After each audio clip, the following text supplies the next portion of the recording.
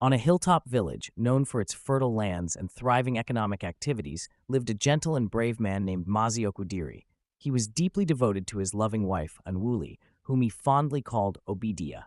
To Okudiri, Anwuli was a woman of virtue, kind-hearted and industrious in every sense.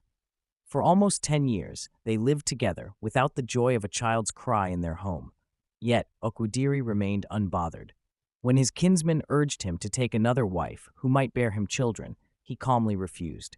"Children are gifts from God," he often said. "He will bless us in his time." Faithful to his vows, Okudiri loved and cherished his wife, never letting societal pressure sway his heart.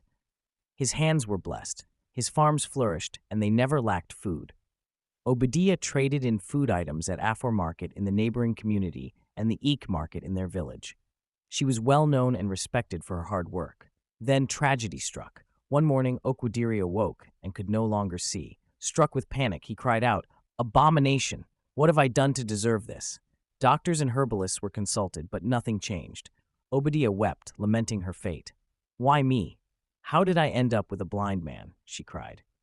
As the days turned into weeks and the weeks to months, 2 years passed. Their once unbreakable love began to wither. Obadiah, once a symbol of devotion, changed. She became cold and irritable, spending more time away from home.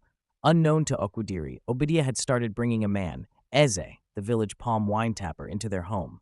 Though Okudiri could not see, he could hear. Whenever he heard unfamiliar footsteps and asked, "Who is there?" there was silence. He began to suspect, but without proof, he held his peace and continued praying. "Lord, if only I could see, just once. Let me behold my child, then take my sight again." Meanwhile, support from Obadiah dwindled. She spent more time with Eze and dismissed Okudiri's concerns with excuses about market errands. The village began to gossip, and one day, Uche, the daughter of Okudiri's brother, visited him. "Uncle," she said softly, "people are talking about Obadiah and Eze. They say—" But Okudiri interrupted. "Don't speak ill of my wife. I trust her. I only ask God to show me the truth." One Afor market day, Obadiah was supposedly at the market, but Eze sneaked into their home. Unbeknownst to them, Okudiri had regained his sight days earlier. He had kept it secret, watching and waiting. When he heard the footsteps, he called out, "Who is there?" There was mocking laughter. He felt a dagger pierce his heart, but he remained silent. Days later, Obadiah brought him food. When he opened the dish, he was horrified. Creepy creatures, lizards, snails, and worms crawled on the plate. He screamed, "This is no food. This is witchcraft." His shout drew the attention of neighbors, who rushed into the compound. Before the gathering crowd, Okudiri stood and opened his eyes.